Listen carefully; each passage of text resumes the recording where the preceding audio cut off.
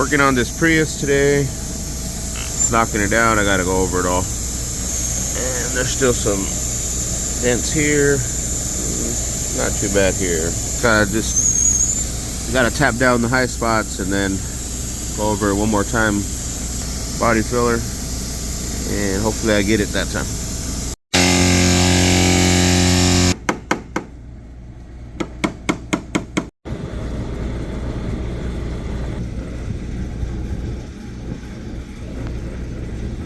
I got it shaped out close to where I need it. Put a line right here for the original body line.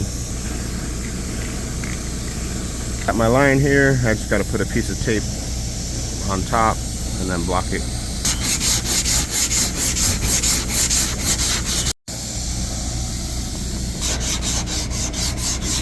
I'm going to sand it with the DA just to get out all the deep scratches.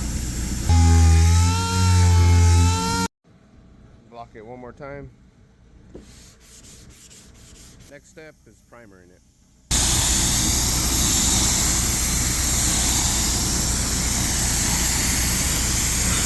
It's all done now, just gotta wait for it to get painted.